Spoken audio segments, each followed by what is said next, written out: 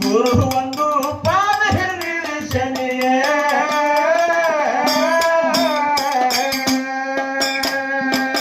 ಪೂಸಮರಗೊಂಡಗ ಸೋಸಿನ